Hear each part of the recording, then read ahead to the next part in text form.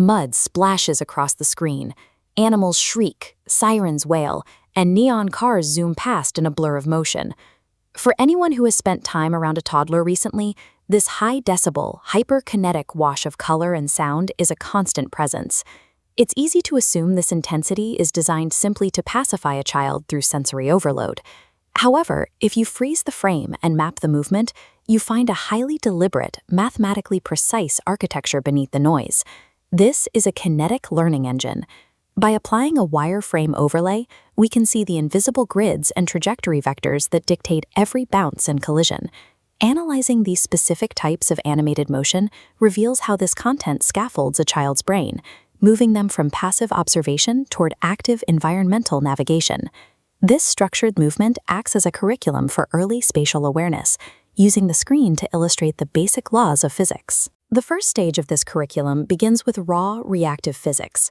Take this common scenario, a runaway egg rolling down a steep hill. Gravity takes over instantly. The egg careens off rocks, flies over a well, and gets stuck in a tree. The characters on screen can only chase after it, unable to intervene.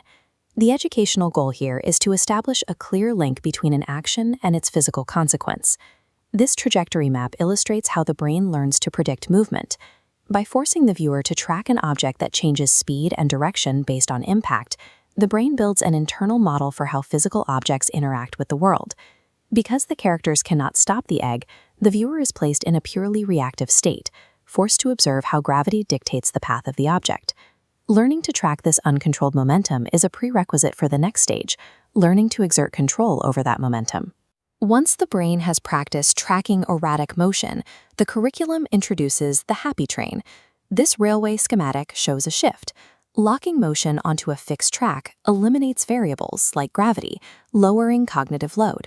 With a stable trajectory, the brain can play hide-and-seek at each station to practice object permanence, remembering which animal is behind each door. This predictability creates a safe harbor. It allows the child to stop calculating momentum and start practicing memory retention.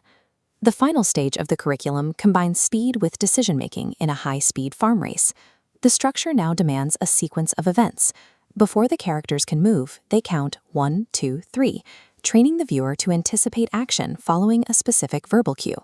During the race, the path is no longer clear. Splashing elephants and wandering cows act as dynamic obstacles that block the way. This requires the development of spatial agency. We can see the required logic in this architectural map. To stay on course, the driver must actively steer left and then right to clear the red obstacle nodes.